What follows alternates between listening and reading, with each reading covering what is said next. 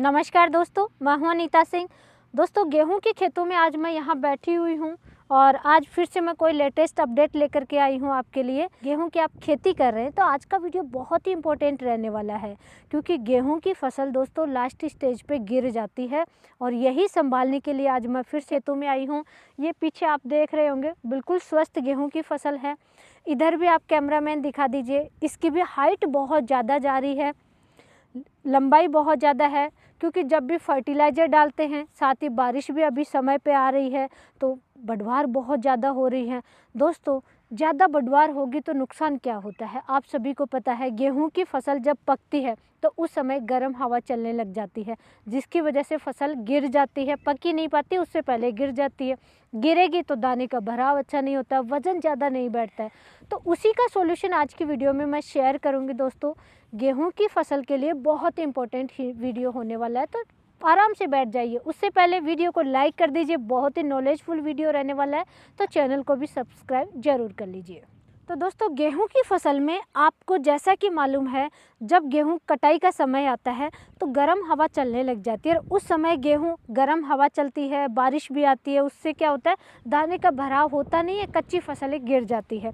कुछ ऐसी वेराइटियां आ रही हैं अभी कि जैसे अक्टूबर 25 अक्टूबर 20 अक्टूबर के आसपास ही बिजाई कर देते हैं, तो वो वेराइटियाँ तो बहुत अच्छी हैं, लेकिन उनमें एक ही कमी है कि हाइट बहुत ज़्यादा जाती है गेहूं की फसल में। अगर आपने लेट भी बिजाई किया लेकिन यूरिया ज़्यादा डाल दिया, नाइट्रोजन ज़्यादा डाल दिया, या ऑर्गेनिक फर्टिलाइजर डाल रहे हैं वो भी आपने ज़्यादा डाल दिया कि भाई बढ़वार ज़्यादा हो गई है, तो उसमें नुकसान हो जाता है कि हाइट ज़्यादा जाने से फसल गिर जाती है।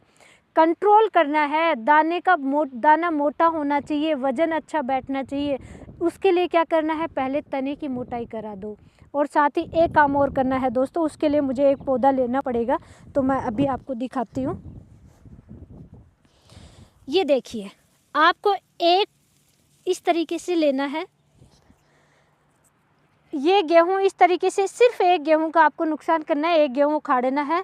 और आपका ये देखिए, पहली गांठ जब बन जाती है गेहूं में, ये हमारे अगेती गेहूं हैं तो इनकी अभी हाइट बहुत जल्दी चली गई है।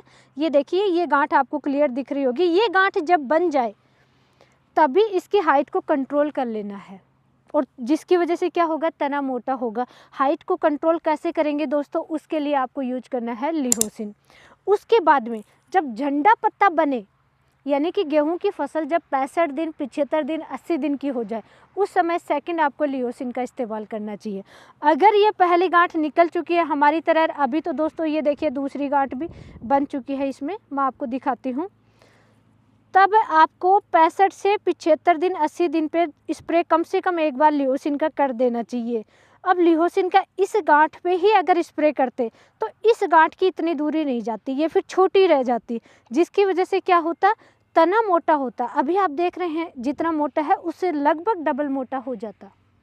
हाइट को कंट्रोल करता है ये लिहोसिन, और इंटरनोड की दूरी को कम कर देता है। एकदम से ऐसा नहीं है बाकी पीजीआर की तरह कि भाई एकदम से रुक जाए ग्रोथ, रुकती नहीं है लिहोसिन से। दोस्तों, आगे डिस्कस करेंगे कंप्लीट इसकी जानकारी, लेकिन इंटरनोड की दूरी कम रह जाएगी, जिसकी वजह से तना मोटा होगा और आगे चल करके गेहूँ गिरता नहीं है।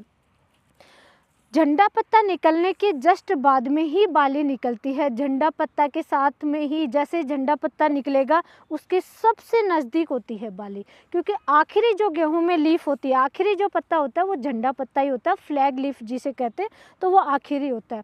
लिहोसिन के इस्तेमाल से दोस्तों एक बहुत बड़ा फ़र्क होता है कि झंडा पत्ता भी स्वस्थ रहता है, मोटा हो जाता है, मजबूत हो जाता है, जिसकी वजह से बाली की लंबाई ज़्यादा निकलेगी।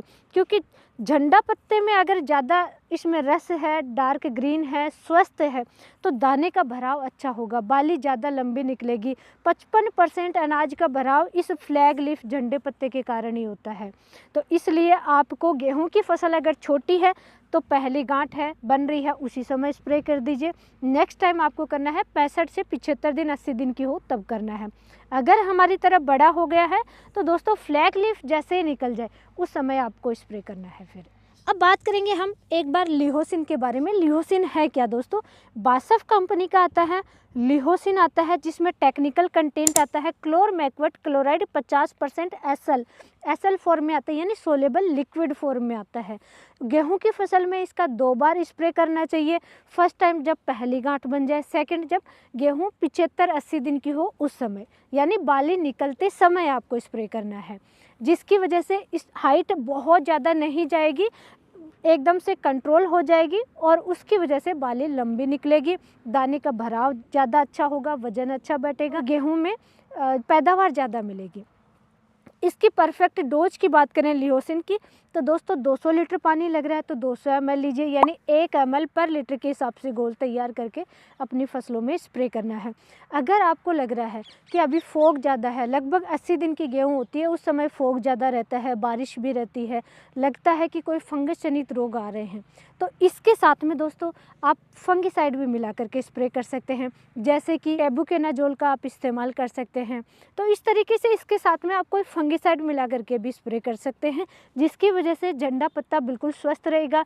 जैसे येलो रस्ट की समस्या आ जाती है तो येलो रस्ट नहीं आएगा, पाउडर मिल्ड्यू की समस्या नहीं आएगी, किसी भी टाइप के फंगस जनित रोगों का समस्या नहीं आएगी। इस तरीके से दोस्तों लिहोसिन का इस्तेमाल करके, सिर्फ ये लिहोसिन का एक स्प्रे करके भी आप अच्छी पैदावार बढ़ा सकते हैं और गेहूं की फसल को गिरने से बचा सकते हैं। दोस्तों अगर 1 एकड़ में 100 लीटर पानी ही लग रहा है स्प्रे में, तो 100 ml ही आपको लेना है, 200 लीटर मिक्स नहीं करना है, ये ध्यान जरूर रखना है आपको लिहोसिन में। अगर 200 लीटर पानी का स्प्रे करें तो 200 ml मिक्स कीजिए, जितना लीटर पानी लग रहा है, 15 लीटर का पंप है तो उसमें 15 ml डाल दीजिए। जैसे छोटे पंप से स्प्रे करते हैं 15 लीटर, 16 लीटर या 20 लीटर के से, तो जितने लीटर का है उतना ही ml मिक्स कीजिए और स्प्रे कर दीजिए। साथ में फंगिसाइड सबसे बेस्ट दोस्तों 2 ही फंगिसाइड हैं, या तो सिंजेंटा का इम्पैक्ट एक्स्ट्रा लीजिए आप, उसमें डबल टेक्निकल कंटेंट आते हैं और स्पेशली वो गेहूं के लिए बनाया गया है, या फिर आप टेबुकेनाजोल भी मिक्स करके स्प्रे कर सकते हैं। जो भी फंगिसाइड लेंगे उनकी डोज अलग होती है, जो भी आप यूज करेंगे, लेकिन लिहोसिन की 1 ml पर लीटर के हिसाब से। दोस्तों गेहूं की फसल आप मेरे पीछे देख रहे हैं बहुत अच्छी है, लेकिन अभी इसी स्टेज पे कंट्रोल कर लेना चाहिए। दूसरा पानी जब भी लगाएं तभी आप इस्तेमाल करना शुरू कर दीजिए, और कम से कम एक बार तो आपको लिहोसिन का ज़रूर इस्तेमाल करना चाहिए। अगर आप DAP, यूरिया, NPK, SSP ऐसे फर्टिलाइज़र डालते, यानी रासायनिक फर्टिलाइज़र का इस्तेमाल कर रहे हैं, तो आप लिहोसिन कर सकते हैं। दोस्तों जिन किसान भाइयों को गेहूं का चारा ज़्यादा चाहिए, यानी कि भूसी ज़्यादा बनानी है, तो उनको आप फिर इस्तेमाल नहीं करना चाहिए, क्योंकि उनको चारा अधिक नहीं मिलेगा, फिर हाइट कंट्रोल हो जाएगी। तो अगर आपको गेहूं की पैदावार अधिक चाहिए, हाइट ज़्यादा नहीं चाहिए, गेहूं गिरना नहीं चाहिए, तो लिहोसिन का इस्तेमाल कीजिए। चारा अधिक चाहिए तो फिर आपको लिहोसिन का इस्तेमाल नहीं करना चाहिए। और आज की हमारे द्वारा दी गई जानकारी कैसी लगी है कमेंट करके ज़रूर बताना। क्या आपने कभी लिहोसिन का इस्तेमाल किया, कमेंट करके ये भी ज़रूर बताना। जानकारी अच्छी लगी है वीडियो को लाइक कीजिए, चैनल को सब्सक्राइब कीजिए, ज़्यादा से ज़्यादा शेयर ज़रूर कीजिए। धन्यवाद।